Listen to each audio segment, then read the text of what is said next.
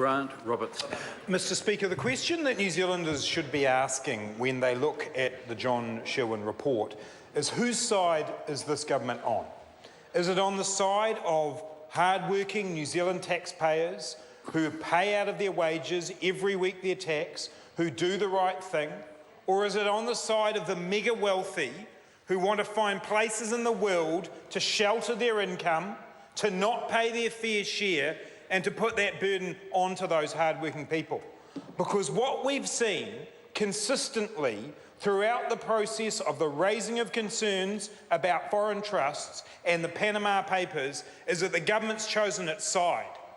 It's chosen to be on the side of the mega wealthy. It's chosen to be on the side of the tax evaders, and it leaves hard-working New Zealanders questioning their commitment to the tax system. It's human nature.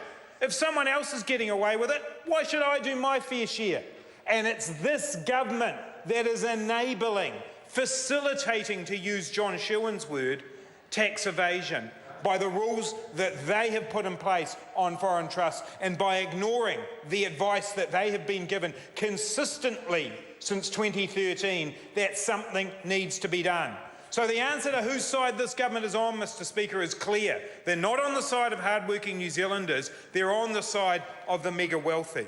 And Mr Speaker, if we go through the history of this, we start in August 2013, when the Inland Revenue Department says to Ministers of Finance and the Minister of Revenue that there are concerns about our foreign trust rules. They continue to attract criticism, including claims that New Zealand is now a tax haven in respect of foreign trusts. They go on to say this is largely because the mismatch between our rules and those of other countries may result in income not being taxed either in New Zealand or offshore. To protect our international reputation, it may be necessary to strengthen our regulatory framework for disclosure and record keeping. That's the IRD saying that in 2013. They were concerned, Mr Speaker, because the number of foreign trusts was growing and growing fast. And if we look today, there are 11,671 foreign trusts. That's doubled since 2011.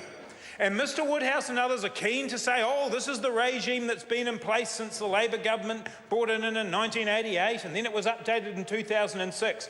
The first time the IRD raised a problem, 2013.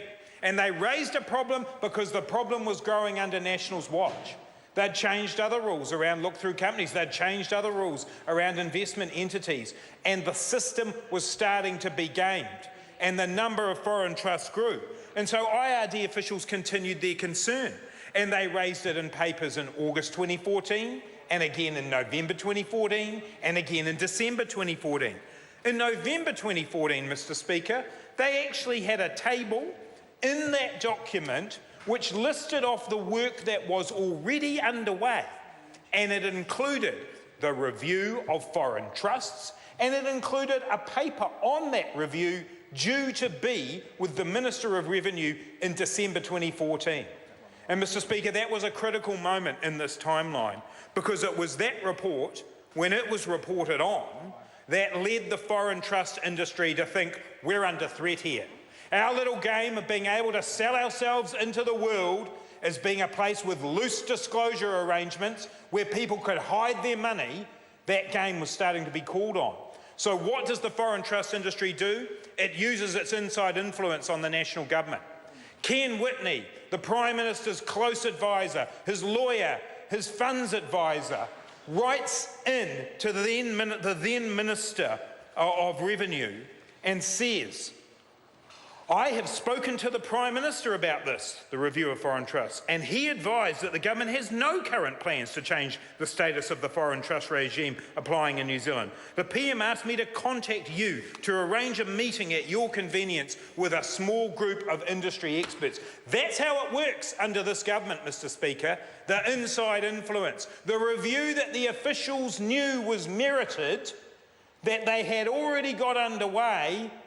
The inside influence of the foreign trust industry comes along. Ken Whitney comes along, uses his contact with John Key. Todd McClay says, the Prime Minister wants this. I'll respond to it. The meeting happens and the review is cut dead.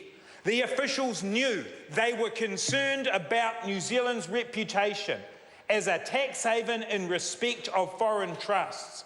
They were concerned that as we went out into the world and asked other countries to be part of a crackdown on multinationals not paying their tax, that people would laugh at us if we were part of facilitating tax evasion because of our foreign trust rules. They were concerned, Mr. Speaker, the IRD officials, because it doesn't matter if it's a Mexican taxpayer or a Brazilian taxpayer or a New Zealand taxpayer that's been ripped off by somebody. We need the whole world working together on this, and if we're part of facilitating tax evasion, then we're on the wrong side. All of those things were known, and the government stopped the review stone dead.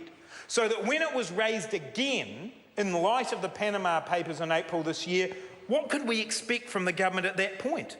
Well, what we heard from the government was, there's no problem. We have full disclosure of our foreign trusts. We were told that the trust regime was broad and deep, and as Julianne Genter said, people who raised concerns were described as being barking mad.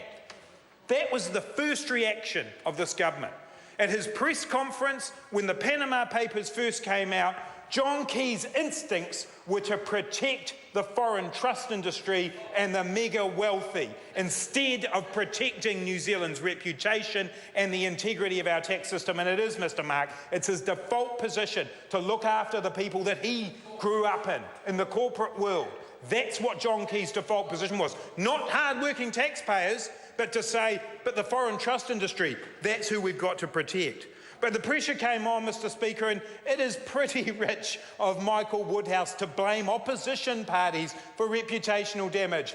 Mr. Woodhouse, the reputational damage comes from a system that people can see as a tax haven for foreign trusts. Exposing that is actually a public service, and that's why the Panama Papers forced the government to act.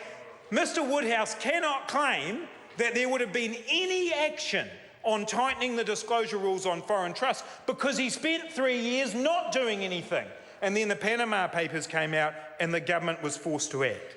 And then John Schuen's report comes out, Mr. Speaker, and it tells us that our foreign trust regime is facilitating the hiding of funds and the evasion of tax, that the system's inadequate and not fit for purpose, that the risks are high of it being exploited. That's not full disclosure. That means the Prime Minister was wrong. It means Bill English was wrong when he said that, anyone who said we had limited disclosure arrangements was wrong. This is a government that has deliberately not acted on these issues. It's a government who chose the side it's on, and it chose to protect the interests of the mega wealthy. Mr. Speaker, people have asked, why should we care?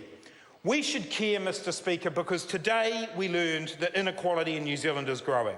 60% of the wealth in this country is in the hands of the top 10%. We have a massive problem with inequality in New Zealand.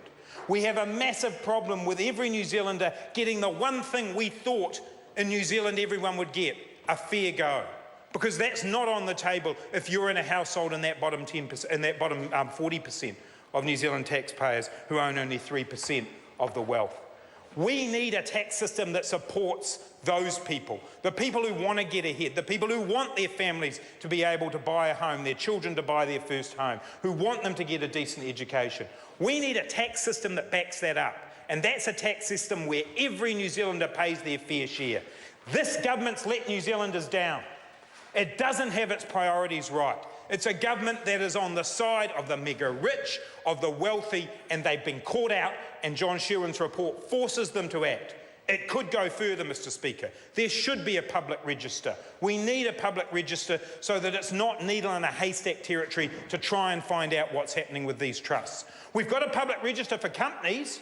We've got a public register for land. Why can't we have one for these foreign trusts? The government could go further than John Schuen's report, but it won't, Mr. Speaker. It won't because it doesn't care about those hard-working New Zealanders. It's chosen its side, Mr. Speaker, the side of the tax dodgers and the tax evaders. On this side of the House, we've chosen our side, Mr. Speaker, New Zealanders, hard-working New Zealanders who deserve a fair go. Stuart.